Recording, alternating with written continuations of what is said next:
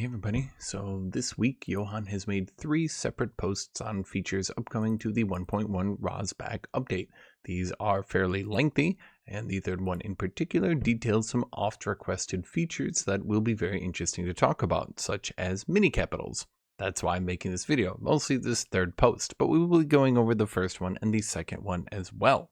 So I will try to catch you guys up to date on all the new information that has been revealed, as well as give you guys my opinion on if the developers are doing a good thing, a bad thing, or what they could potentially be improving on.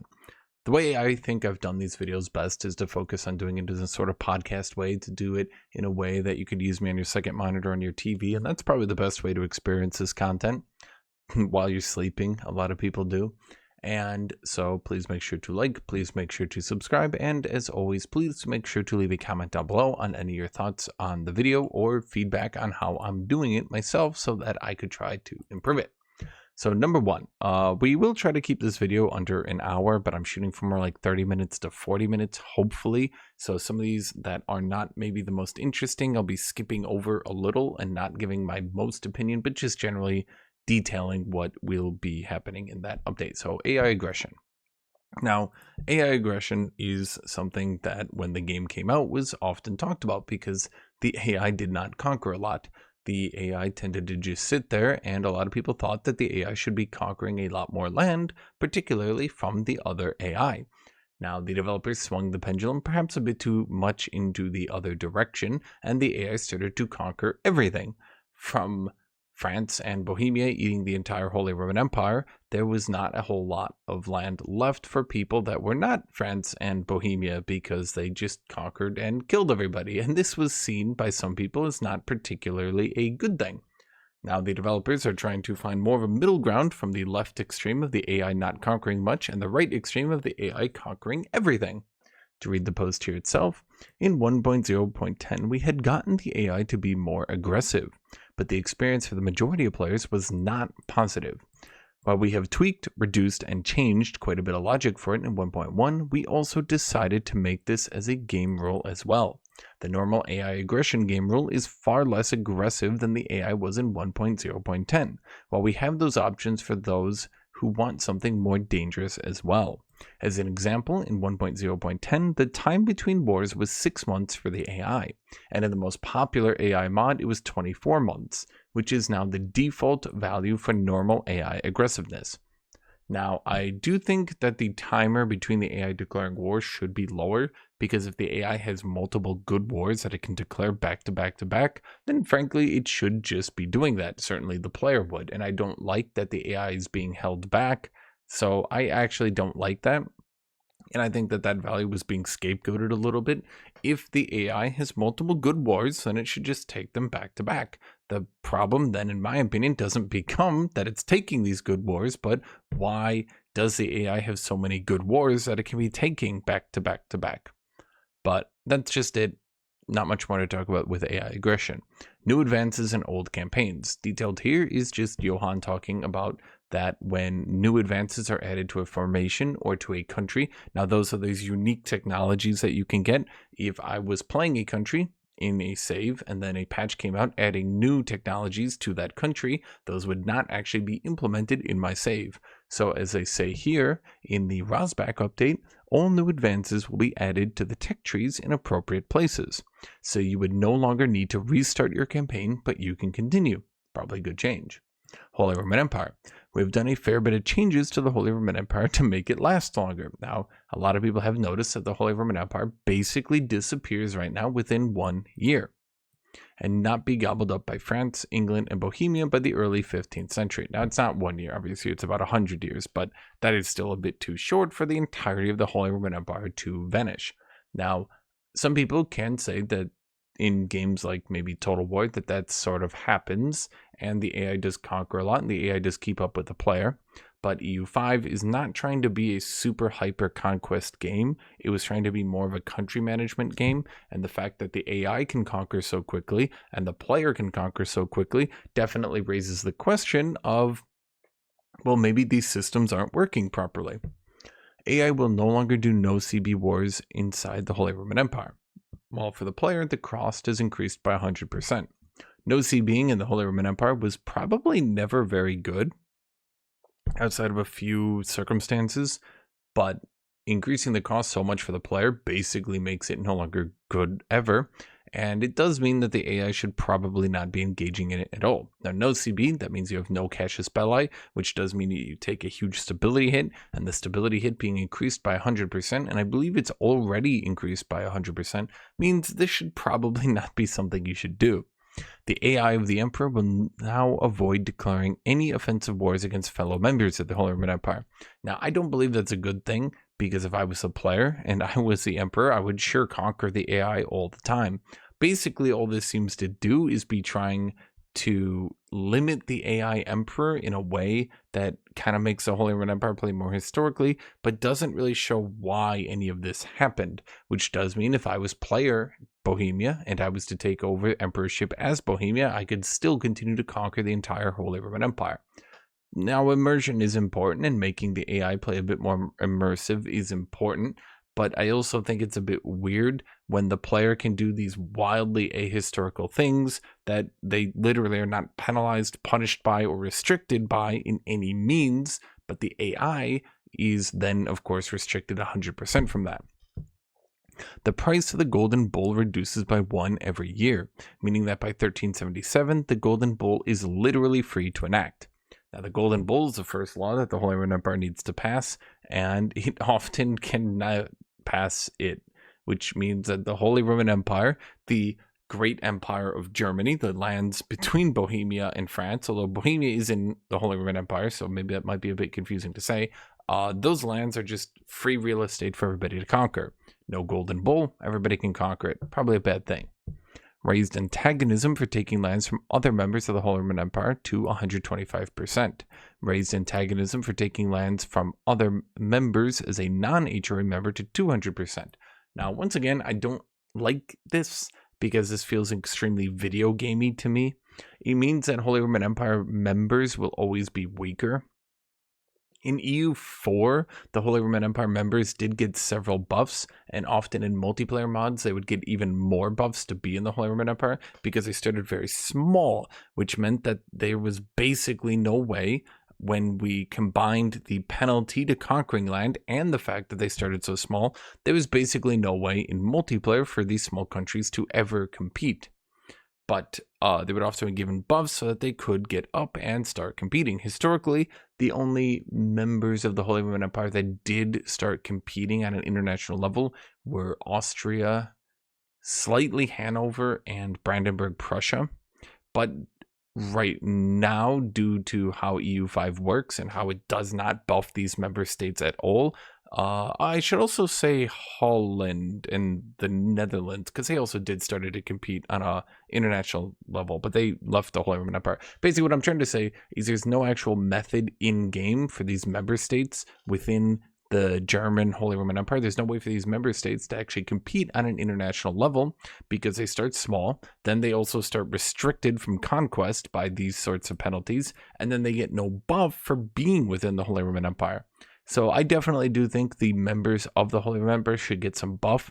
Maybe call it the Emperor's Peace, where they just get maybe some development growth, or maybe just a tiny bit of population growth, maybe something like that, maybe build cost reduction. The game is trying to be simulationist to a fault, I believe, in this regard, where these members of the Holy Roman Empire have just no way. And if we're talking ahistorical, because not everything should just happen out as it did in history. If we're talking ahistorical, there's no way for a Western power next to France to get big. There's no way to have a Giga Switzerland. Oh, Switzerland, there's another player on the international stage.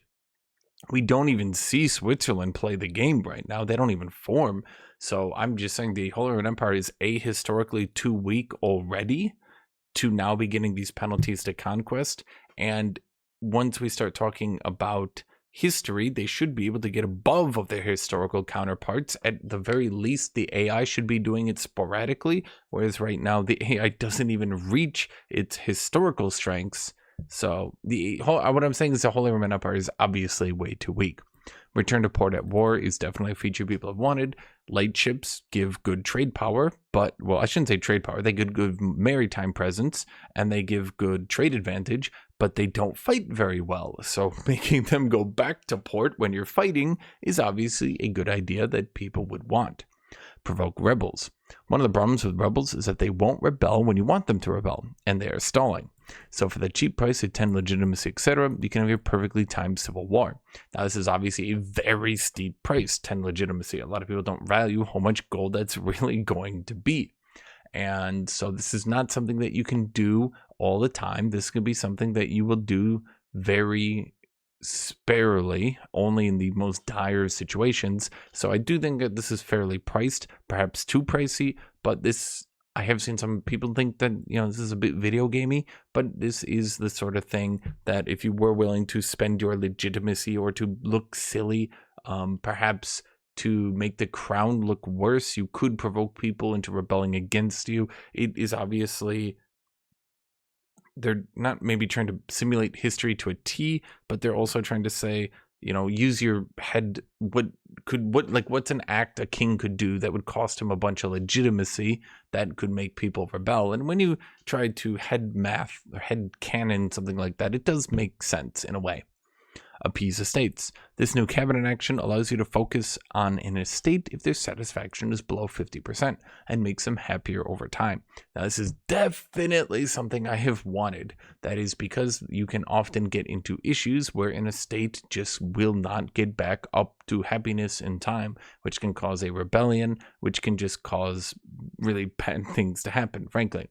Now, this is particularly bad because if an estate gets hit by multiple events back to back, if you just get some really bad events where you have to choose between an unhappy estate or another penalty, then the other penalty can be so devastating that you get an unhappy estate, and then you can end up having a rebellion, and there's no actual gameplay to go about this. You just get horribly unlucky, which means that you just have horrible things happen. You can say that, well, historically people got unlucky, sure, and I don't disagree with that, but I guess my point is that if we're talking about a video game needs to be made in a way that it's not just really unfun, and it can be very, very unfun to play when there's no gameplay way to deal with bad fortune. Combined arms. Now this one is a bit confusing. I don't think this is worded properly, but to generally go over this one, well, we have rebalanced combat units a fair bit, as mentioned 2 weeks ago. We also wanted to encourage a more varied army. Now, if you have less than 50% of the most common type of unit in an army or navy, and we count by regiments and or ships, not by men, then you have a chance of getting a combined arms bonus in combat. Every category of unit that has over 10% of the amount of regiments will increase the bonus by 5%. There are advances that will increase the bonus in later ages as well. Step Horde can have up to 70% of the same type of unit, so they can keep a far larger amount of horse archers. Be aware, light cavalry and light infantry are counted separately from heavy cavalry infantry, and we will in a later update make them into unique categories. Now, I was going to make a video entirely on combined arms, but I figured I'll just slide it into this video. My issue with this system right now is that it does seem to try to push you to actually use combined arms, and it does have realistically two big pros. Pro number one is nations that have a unique unit, be it the Colonial or the Winged Tsar, will no longer be able to spam 100% and only that unit and play 100% optimally like that, which would be a bit silly. It does also mean that units that have, let's say, 20% infantry combat or 20% cavalry combat they kind of get a little bit penalized for only using the unit that their country buffs. Now, the obvious downside of this mechanic is it seems to push you into playing in a sort of throw everything at the wall sort of gameplay. And by that, what I mean is, okay, so you want everyone to have 50% or less of my most common unit, so could I hypothetically just get like 60% cavalry and then 40% in infantry, light cav, artillery, and heavy infantry? And then by just slotting in every unit and just researching every unit, would that make me have the optimal army? I think by allowing you to stack infinite of these small units, if you could just stack all 4 of them, it doesn't really let you make a choice as to which units you're using. Meaning, if I was limited to 2 units that could be buffed, then I would choose my main unit and the 2 units I'm buffing. Do I want to go heavy infantry, heavy cavalry, and artillery, or do I want to go light cavalry and heavy cavalry and artillery? Something that more limited your army, although they do want you using every unit. The problem becomes there's not really a whole lot of choice in this one. You're just going to make an army out of your best unit and then throw every other unit into the bin to stack these buffs up for the combined arms bonus. Now, of course, it is written in a way that is a bit confusing because they don't really say what combined arms does. You have a chance of getting it. I don't know what that means. What is the combined arms bonus? I don't really know.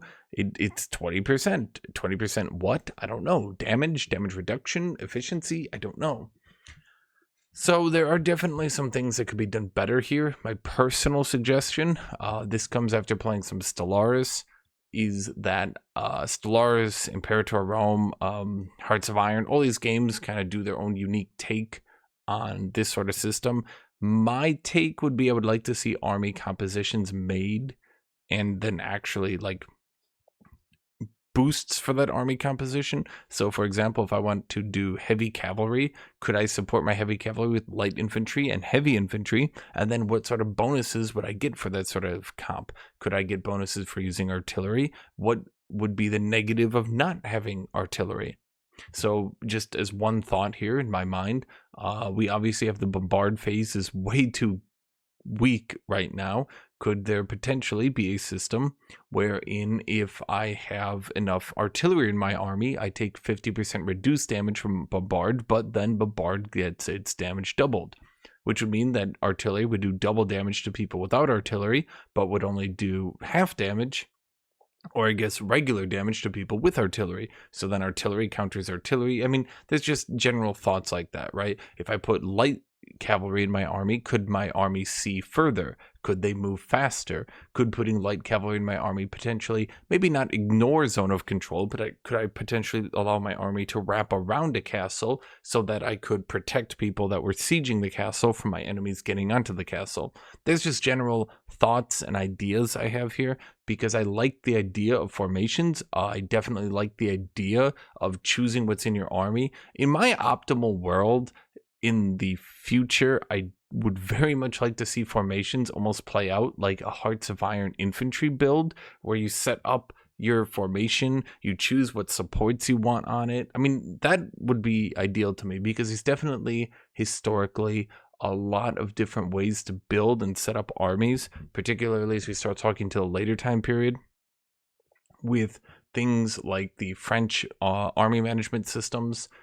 Even just things like how the Swedish army was managed, how it was used, that allowed it to excel a lot. You know, basically, in other words, because I know Johan is Swedish, why would I want to put Hakkapeliitta in my army? Because they're overpowered or because they actually do something for my army? And if putting Hakkapeliitta behind my infantry actually boosts that infantry in a noticeable way, historical or not, it maybe doesn't need to be the most historical, at least as it's historical-ish, then I would feel good about using Hakkapeliitta, and I wouldn't need to be a gameplay method where it's like, well, if you don't use them, then you don't get, you know what I mean? Like, it's just, like, I would like a way to kind of encourage people to play a bit more historically, or at the very least to build a bit more in a fun way, let's say, because fun should obviously be ideal here, and building different army compositions and using different units would be fun beyond just combined arms bonus. I mean, it's good. It does stop people from monostacking 39 heavy cavalry into a, but you know what I mean. Unit formations and auto balance. We talked about the auto balance toggle in the last Tinto Talks, but we did not explain too much of how the units would be balanced. We did something extra here and added some templates that you can choose from, for how the army should be balanced. Now,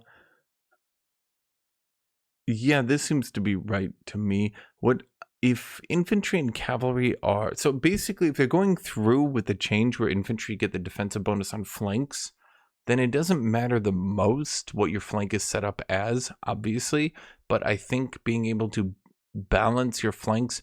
Again, my concern comes down to the fact that I just want to be able to take an army, and I want to tell that army every time you get a new unit, generally try to keep this in your formation. So even if the heavy infantry leave the army, it would still be trying to put any heavy infantry into the formation in these categories, such that if it ever had obtained new heavy infantry, that they would just slide right in there without me needing to micromanage it. And that would obviously be the ideal type of situation to reduce micromanagement.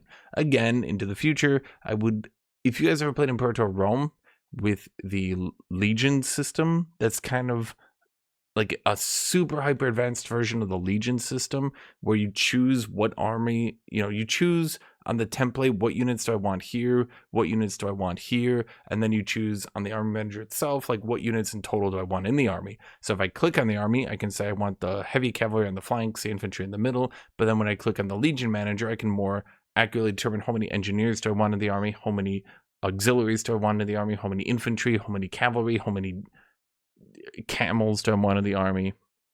Just a hyper advanced version of that, and anything that reduces micromanagement so that you can just build, think about it in a different way. Let's think about building an army just like building a ship in Stellaris, right? And if you think about it from that perspective, that's more how I want the system to be, so that when I go to build a battleship, I already have my battleship designed, set up, and I can just click a button, and I know that that battleship will be a battleship, and that I won't need to go micro it and make sure that it's using its long-range weapons at long range and not trying to use the small weapons at long range. Okay. New peace treaties. Transfer subject, good peace treaty. I thought that should have been it at launch. Steal maps. Good for when you need to steal someone's maps. There are sometimes you need them. New diplomatic actions. You can now transfer a subject to other players or nations, which is obviously pretty nice to be able to avoid war in multiplayer, or in single player, maybe when you just want to give away a subject because you just don't want it anymore. And of course, you can move locations between subjects, so that if you have more permanent subjects in areas that you can't manage yourself, that you can micromanage them a bit more to get them into the optimal border layout. You can now also lock production methods. This was particularly annoying because sometimes you would have a good that hypothetically, if you swap to another good, could make more money. So for example, they're showing here Spinner's Guild, so you're making cloth. He's trying to make cloth out of wool, but it might move on and it might hypothetically say, well, if we made that out of fiber crops, it would make more money. But then by trying to make money out of trying to make cloth out of fiber crops, you would raise the price of fiber crops, which would severely damage any other building trying to use fiber crops. So your economy would end up actually doing worse, despite the Spinners Guilds technically doing better. And then maybe even the Spinners Guilds would do worse, because other production chains were hampered so much by the fiber crop famine that the Spinner Guilds itself would actually end up making less money. Blah, blah, blah, blah, blah. Sometimes you just need to lock a good because you have an economy in mind and you just need the production method to stay with it. So going into the second post here. Now, complacency. Complacency is a mechanic that is upcoming that I've talked about a little bit if you've watched my videos. Basically, it seems designed to be a mechanic that punishes you for once you have no more threatening rivals. It seems to be primarily aimed at punishing China, at punishing India, and potentially punishing out of control things like France. And basically what happens is over time, your technology costs will slowly rise and you will start getting issues as a country. Now, it does seem to take a very, very, very long time to rise up, a lot of time to rise up, potentially longer than reasonably anybody would play out. I think they said 100 years to rise all the way up if you weren't trying to reduce it, which is a bit silly, maybe. Because if you take that long to stagnate, then you need to start losing your technology. Like basically, if you take 100 years to finally get your tech costs to go up, then after those 100 years, you might lose out on a couple technologies, And, basically you would need to win the game at like 1500 and then continue to play the game for like another 300 years to see real lasting penalties. Now, it does seem that these penalties will really, really hurt things like, again, China and India. I'm hoping China and India can't rival each other, maybe do some distance or something like that. Otherwise, they'll just rival each other and then we kind of get the problem entirely mitigated. But if China does get to 100 stagnation and sit there, hopefully we don't see things like unified China then being like indomitably powerful. Auto-joining rebel wars. Well, actually, let me finish talking about this one. We heard the complaints and reworked it to be more of a mechanic that hooked into some disasters. During some disasters, you will also get the complacency effects applied to you as well. But primarily, complacency is used to trigger the rework divine. But primarily, complacency is used to trigger the reworked decline of empire's disaster, which now also requires a country to get 75% complacency. So right now, if you are an empire, you can instantly start triggering the decline of empire's disaster if certain criteria are met, which is not fun.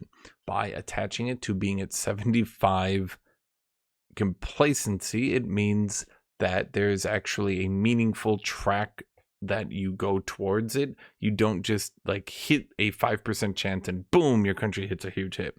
They're also showing that it will be complacent decline, the decline of Majapahit, the decline of Mali, the dissolution of Delhi. So these nations will have potentially meaningful ways to try to avoid their disaster if played by a player, probably not meaningful ways if played by an AI, which gives it more gameplay and gives you more things to actually play around.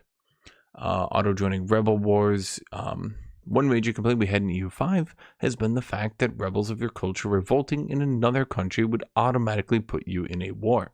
In Rosbach, this is a normal call to arms instead. Basically, we have seen this in multiplayer a few times. Single player, you will see it a lot as well. A nation will rebel. Let's say, for example, someone conquered, I don't know, I'm playing Hungary. Someone conquers some Hungarians. The Hungarians rebel. I am automatically put into a war against that nation, which, as you can imagine, is not a fun thing to happen, because if somebody's strong enough to have taken my land, I'm probably not strong enough to then fight them immediately on a whim that I can't even prep for.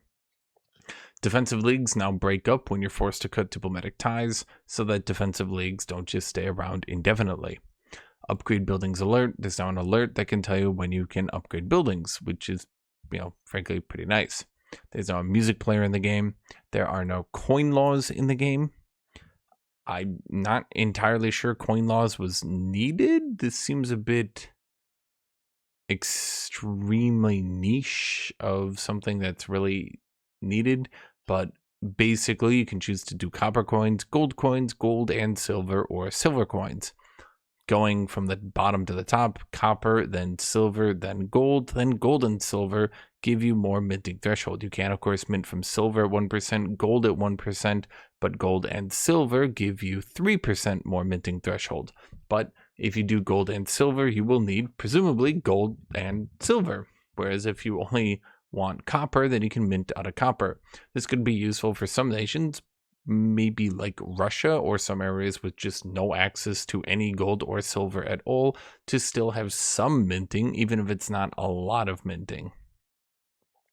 Culture opinion. Well, you could always get other countries to improve their culture's opinion of your own culture through diplomacy. You could never do something with how your own culture views other cultures. But in this update, you'll be able to change how your culture views other cultures from the culture view. I'm not sure why you would do that, because it would just make you easier to conquer and control by other people. But if you just want to LARP, then go ahead. Annexation rework. Annexation now goes at half speed, but if you have full diplomatic spending, then it is double. But they have added some supposed ways to speed up and or slow down the annexation speed. There are also advances that speed up the annexation process as well. My personal opinion, I think annexation was actually it's obviously overpowered compared to integration, but that's because integration as it exists now is so laughably underpowered that nobody will possibly do it.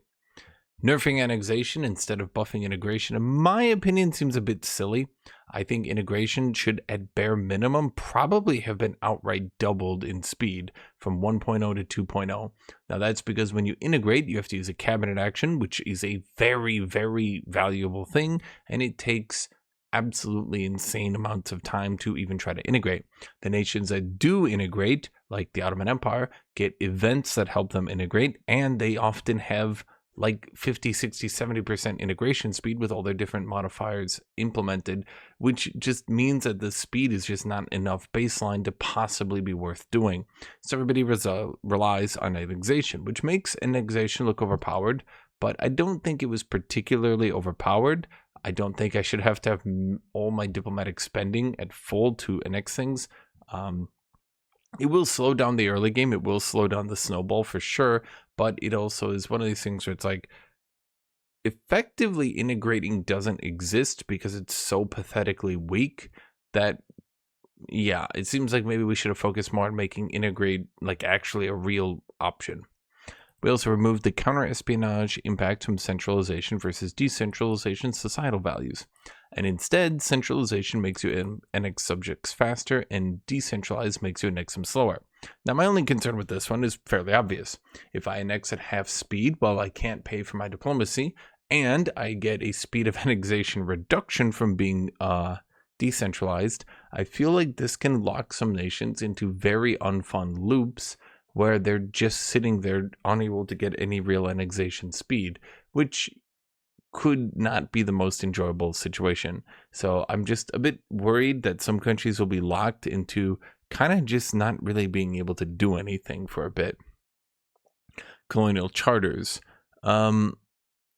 Basically, there was a problem. I'm not going to read through it. There's a problem where if you and another or even a third person were trying to colonize an area, that it would never get majority into your culture, or at the very least, it would never reach the threshold where you could actually colonize it. So people would just continue to push more and more and more population in there. It now just tracks the colonial progress period, so someone will eventually get a colony. There's a lot more work that needs to be done on colonies, but at least that little bit would be kind of interesting. Now, for this one, which is definitely the most interesting post that they did, definitely the most interesting. Number 1, economic differentiation. First of all, we have tried to make the markets more differentiated, so not every market ends up the same. One key thing here is that you now have local production efficiency bonus/penalties depending on if there are enough input goods locally in the market or not. As my Venetian market cannot support all the wool required locally in the market, the efficiency is lowered. But if we had a surplus, we could have benefited. So we can see 80% of the wool is supported locally for a 3.9% penalty. So presumably, off these numbers, if you import 50% of your wool, then you would get, would that be a 20% production penalty? If you produce all your wool, then you could potentially get a bonus. Well, actually, I don't know how that could be true. What, you're producing more than 100% of your supplies? I'm sure it works somehow, but if you're supplying more than you're using, then you're not using it. Some goods were too low in demand that should be higher, and some goods were way overproduced from RGOs. We've rebalanced good demands from POP significantly, particularly for fur, coal, and salt. Marketplaces now also need salt. Wool has dropped in price to half, but all buildings using it now require twice as much. I think that's probably a good change. Building lots of wool made you a lot of money, which particularly in the early game meant that you could snowball your economy rather substantially by just building a lot of wool, then building a lot of cloth, then getting a lot of wool, and then a lot of cloth. That was a chain that made you too much money. It allowed you to completely spike out of the early game, and was definitely probably the most popular method to get to the snowball period of the game. Prices now take twice as long to adapt to a new target price, and imports impact prices less to differentiate the markets more in value. Speaking of trade, many produced goods use less capacity to transport, and many raw materials now require more capacity to ship. So there is actually a problem here that the developers do need to pay attention to, because this is actually a big problem that they have totally overlooked. If importing a good counts less towards the value of trying to get it reduced. For example, if I import 100% of my wood price will fix to a higher value than if I had it produced locally. Now, if I need this wood to build RGOs, then I will want to produce 100% of my wood because I will save money in the long run by producing my own wood to get its price point to be lower. The price point being higher for things like pepper, if you import them, or for gold or for silver, works to make sure that exporting these valuable goods is, well, valuable. But it doesn't work for things like iron, lumber, coal, where if you're not producing them locally, then the price point remains very high, which then means that your economy just suffers immensely. This is kind of problematic because it means that it's not really a viable option to decide to import your masonry or import your lumber or import your iron, because if you do that, then the price point remains too high and it hurts your nation substantially. Now, they have said that many produced goods use less capacity to transport and many raw materials now require more. One issue I also did notice, because iron was 3 gold, I think, and took 1 to transport, the iron industry was very difficult to actually make profitable on exporting to other players, because everybody would just everyone would produce 100% of the iron they reasonably could because of what I talked about earlier. They want that price point to be lower. Moving a trade good worth only 3 gold.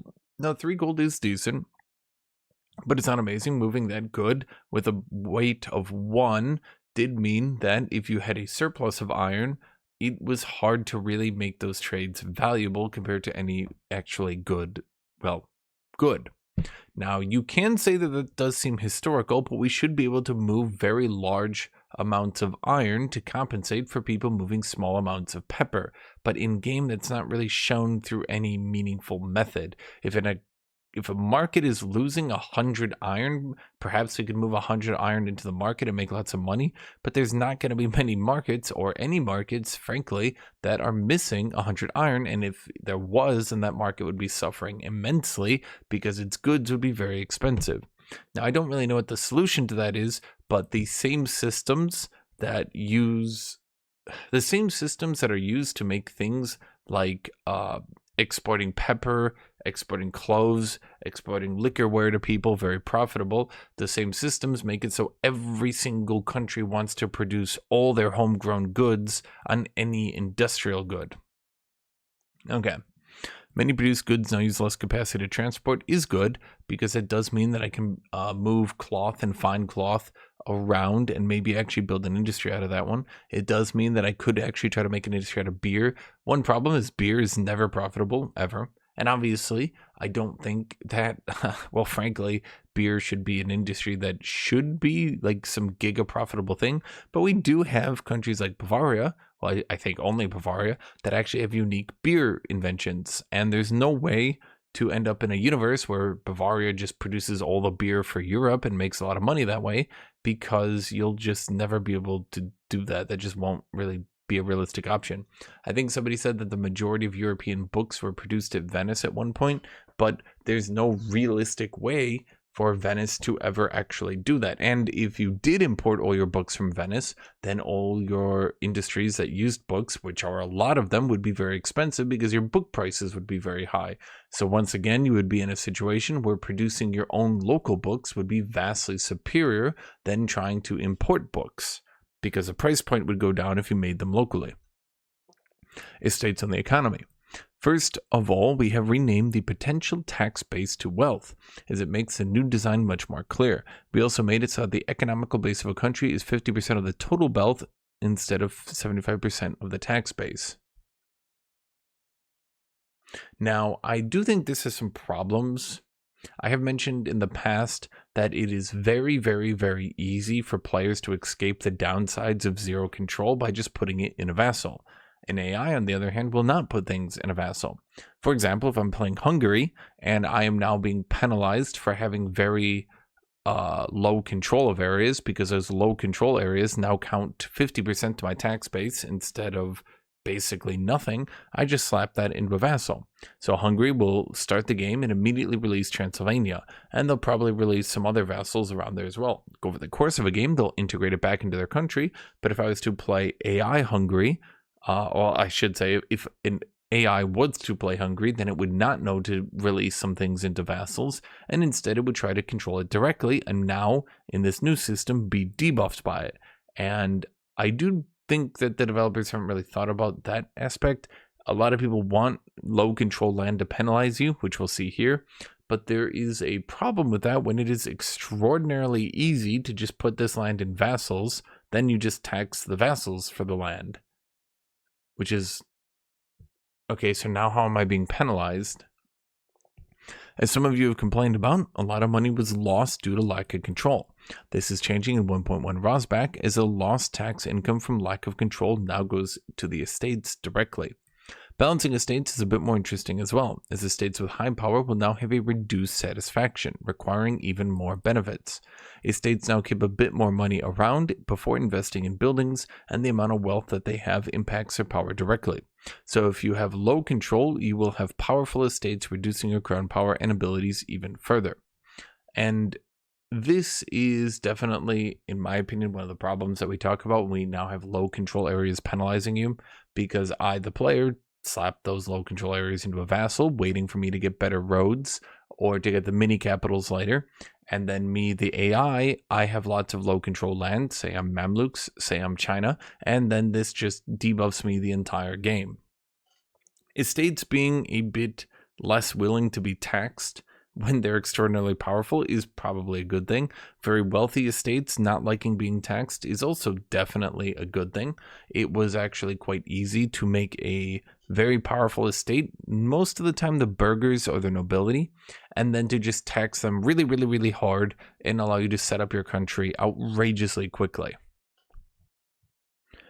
Speaking of powerful estates, the nobility has gotten a few extra things as well. First of all, they have a harsher scale on how much their power impacts how much tax you can take from them. So if you have a powerful nobility, you tax them less. This should slow down the early game a little bit. Now with all these compounding slows down to the early game, I'm a little bit worried the early game will be a bit too slow. If you can only build one building every couple of months, if I'm playing Muscovy, that gets pretty boring.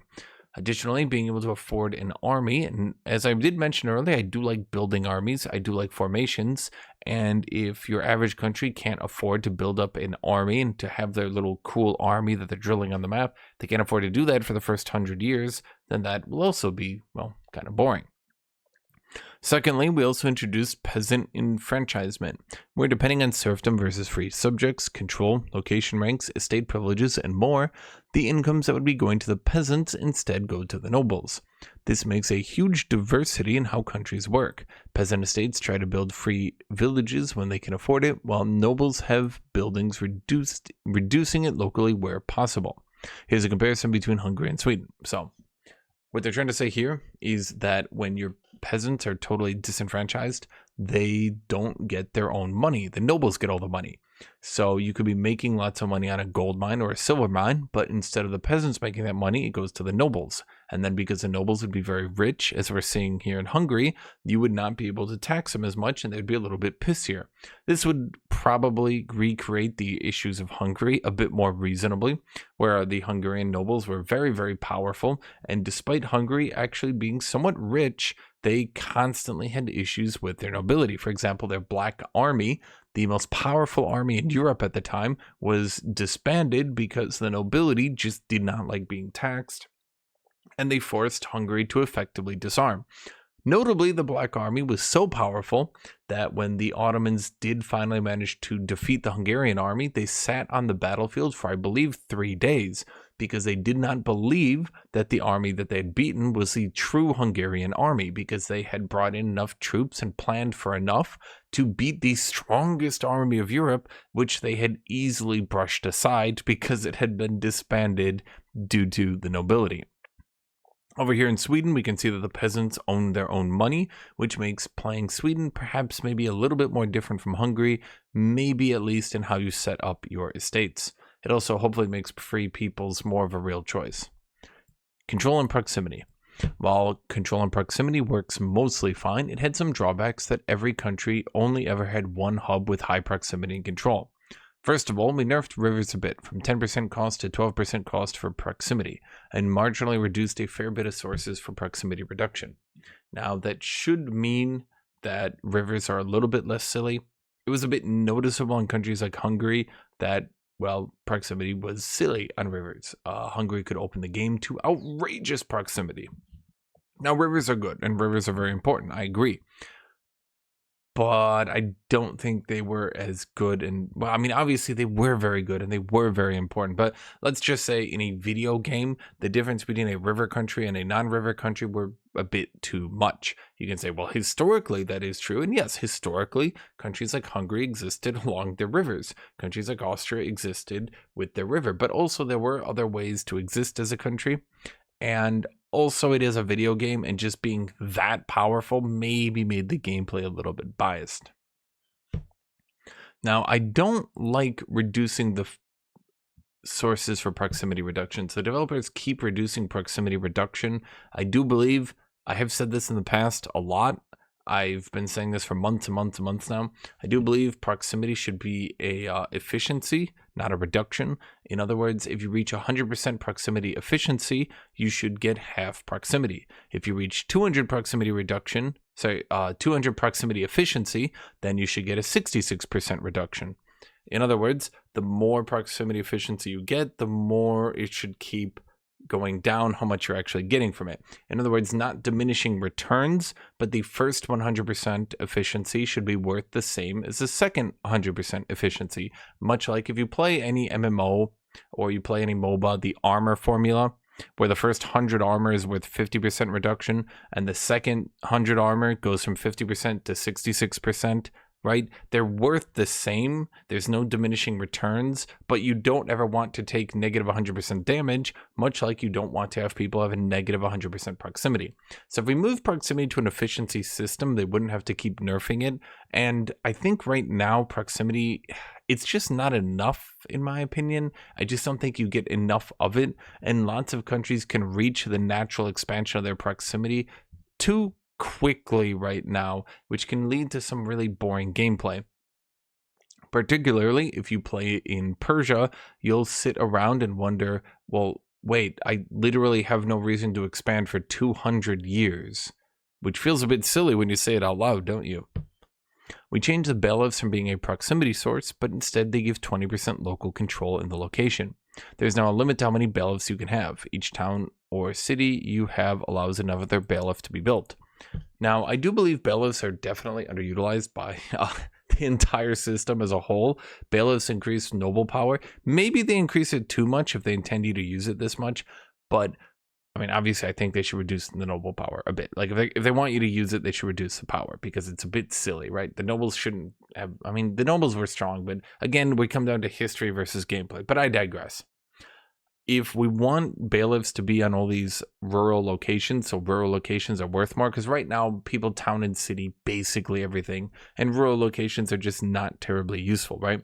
And if we want people to be putting more bailiffs down, then I think they should just give less noble power so you don't end up kind of screwing yourself potentially. But rural locations are bad, and this is going to be a good buff to them, because this would allow you to take a rural location with 80% control to 100%, or 50% control to 75%, 70%. Right now, a town brings you up 5% control. So you'd go from 80 to 85, then you build a temple and it goes to 90. Then you make a city out of it and it goes to 95. So you go from 80 to 95% control by going from rural to a city.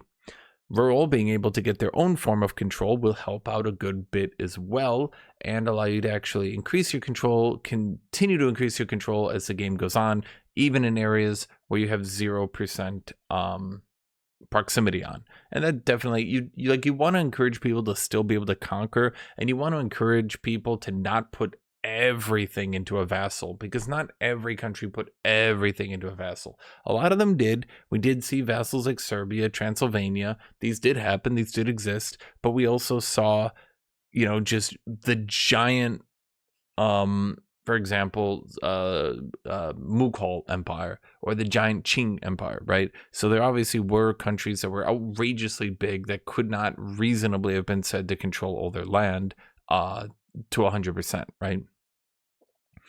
The game will track if a location has a road network to your capital or not. So basically what they're saying here is you can't just build a road willy-nilly and get the institution growth and the development growth. The road now needs to actually be connected to your capital. Okay. However, we now have also added 2 new buildings that will function as additional mini capitals, adding an 80 proximity to the location. Both are limited by amounts of advances, country rank, privileges, and reforms. The local governor can be built in any city that is connected to a road network to the capital, while the naval governor can be built in any port city on the same continent or adjacent subcontinent that is on an isolated landmass. Spain would build one in Antwerp and or Messina if they are naval-oriented enough. So we can see here this is very likely a land mini city, mini capital, and this is a naval mini capital. The naval one is going down a river, and the land one is not going down a river as much, and I suppose probably has less roads, just to how I know people play Castile. I think this is a very good system. Very, very, very good system. My concerns here are limited by reforms. To me, screams nerf to the Holy Roman Empire, nerf to small countries that aren't considered kingdom, and really big buff to things like the Hassa Empire, Ethiopia Empire, that call themselves an empire and technically get to be an empire. It also screams nerf to Catholicism, since Catholics can't get to be an empire because the Holy Roman Empire is the only empire. So I'm not sure I like that as much. I think if you're big, that you should be able to be big. Like, oh, we can't, guys, we can't have another mini capital because the Pope says we can't call ourselves an empire. Everyone's like, oh, shoot. Everyone walks home like, my bad, buddy. Guys like, darn, man, if only the Pope let us call ourselves an empire, I could set up a sub capital here. But, well, he's... So, basically what I'm trying to say here, historicalness, trying to... Basically, they're trying to simulate empire ranks meaning something, but it doesn't really make sense because they simulate so many different things that they're literally ending up at the point where a dude with a saw and a hammer is right about to go make a subcapital, but oh, the Pope says only the Holy Roman Empire is the Catholic Empire, so therefore you can't. And he just goes, darn. It doesn't make sense, right? But on other things, I'm a bit concerned when we also see reforms. I'm a bit concerned that we're going to see France getting like 2 subcapitals. Lots of people don't want to see France, Castile get any stronger. They're already just giga monsters that people hate, right? We would like to see more ways to do subcapitals. So if I play in Persia, that there's actually a reason to expand beyond Persia. That would be really nice. I'd really like to see the Ottoman Empire maybe get some, so that owning the Karamanids as them actually makes some sense. Just Austria is a really good example for this working out for them, by the way, because as Austria, now I can set up a naval capital in Venice. Hopefully I can. Hopefully I'm not limited from doing that. Then if I'm playing Austria and I set up a naval capital in Venice, then I actually have reason to expand south, whereas right now I have literally no reason to expand south, ever. Now, you can say that Austria only ended up owning Venice at the end of this time period, but they did end up owning Venice, and I again think that there should be some actual reason for Austria to push south. Again, I kind of try to preempt these historical arguments because people do make them. And yes, Austria should be able to push south. They should be able to own land into Italy. They should be able to get control and proximity down there. And if they do that by naval port in Venice, then that should be perfectly allowable. This also allows land-based countries like Muscovy to set up their own version of their St. Petersburg. This would also allow countries potentially like Lithuania or Poland to try to set up a naval capital over the Black Sea. So I really like this system. I actually think this system is incredible for allowing countries to kind of differentiate their campaign. Because let's say I'm playing Poland, I could set up a naval capital in Danzig and actually try to maintain that, and maybe I go for more naval Poland, or maybe I set up my naval capital in the Black Sea and I try to have my proximity around there. Or maybe I, basically you see the possibilities, right? We can diversify play styles, we can expand in different directions. I could play the same nation twice and play them differently, whereas right now you kind of have to play every nation the same exact way due to how proximity works. Now for that 80% proximity, I know they're keeping it a bit low. I would like and suggest for the developers a system, Imperator does this really well, where every culture you accept reduces the happiness of every culture you've accepted. Kind of a system like that, but for the proximity. So for example, if I'm a land empire and I have a second land capital, maybe it gets 90% proximity. And then if I have a land capital and a naval capital, maybe both of them only get 80% proximity. And then maybe I can set up another land capital over my limit, but now both of them only get 70% proximity. You know what I'm trying to say here? The proximity system is very well done. People really do like it. But there comes a certain point, of course, where you can't push your proximity anymore. And when you can't push your proximity anymore, a lot of people actually do get a bit let's say irritating, bored even. It reminds me of EU4 when you could not go over your there's like a super hard limit to how many states you could core, and it was like a very low limit. That was a bit silly. It had an idea, but basically every single time you try to hard limit expansion with like a hard limit, I'm not talking about a soft limit, I'm not talking about a soft limit on expansion, but a hard one, it can always irritate people. That's just my suggestion, because I do think that smaller nations need to be a bit more concerned here. So if I'm playing Austria and I have a naval capital in Venice, maybe just having the one naval capital and the one Austria should be better off than Castile doing this. It's just a suggestion. I don't know if it's really even the best suggestion. Okay, food changes. First of all, we have added in a system for food decay, which heavily depends on climate, and where winters or other type of bad weather increase the decay. Hostile armies in a province will increase the decay dramatically, while reducing production further. We've also doubled down the population growth for how much food you have stored, and changed the logic to prioritize for starving provinces to buy food from the market before provinces just building up stockpiles. Which of course does make sense. If one area is starving, another area is just tossing food into the silo that's just going to spoil, maybe the starving people should get it before the people throwing the food into a silo to spoil. Of course, you might say that's not very historical. You might not say that's even how history or real life works. And I would probably agree, actually.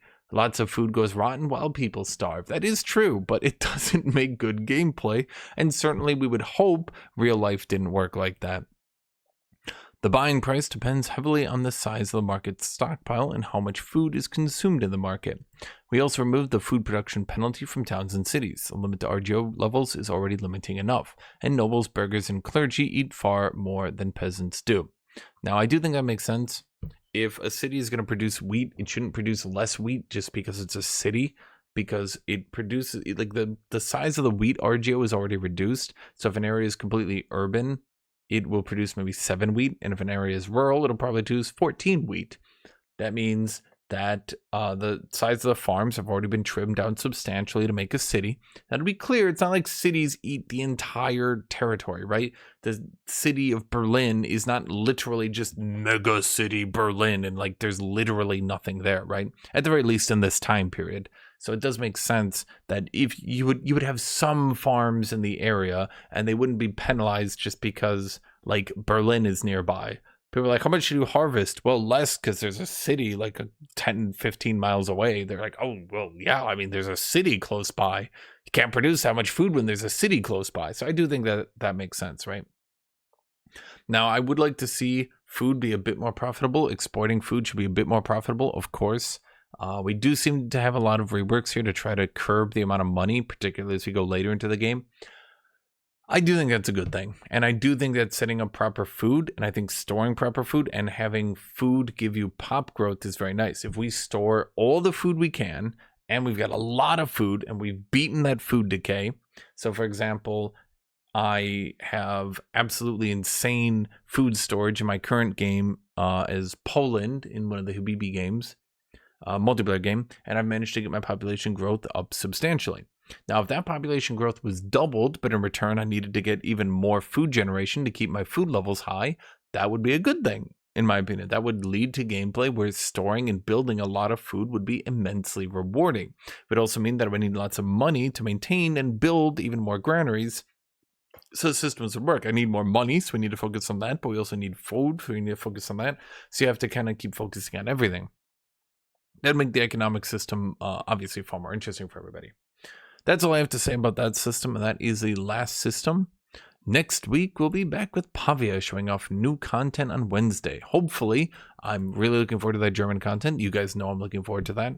You guys know I'm looking forward to that German content. I made a whole video talking about how much I'm looking forward to that German content. That's basically my opinion on everything here.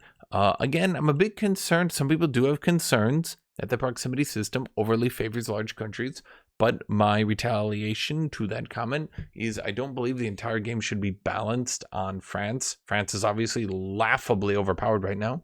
And if every system needs to be run through France, then like 99% of the content won't be released because people will say, well, how will that impact France? If anything buffs France, we can't release it, which then means that basically nothing interesting can be released, which would not be a very good thing, in my opinion. But again, we do need to make sure that small countries do continue to be strong and playable. We did see the rise of several states at this time period, no less than Muscovy, Brandenburg, Austria, nations that start, the 1337 start very, very small. Even the Ottoman Empire, Swedish Empire, I mean, the Mughals, Afghanistan, the Mughals, well, I don't know if you want to call it Afghanistan. Let's say some people from there, right? But you get the idea, right? These small nations were capable of exerting power. They were capable of expanding mightily. And particularly as we look into Russia, these nations were then, after they expanded and took all this land, they were then able to control it at the very least reasonably. So certainly as we continue to nerf more and more proximity reduction, which I imagine means more Russia nerfs, we need to remember Russia starts the game really weak and it needs buffs. So if we continue to nerf proximity, can we please buff Russia's early game? It's very, very bad right now. Okay. Thank you all for watching. Thank you all for being here. Thank you, everybody. Make sure to like, make sure to subscribe, make sure to leave a comment down below. And as always, I hope you all have a great rest of your day.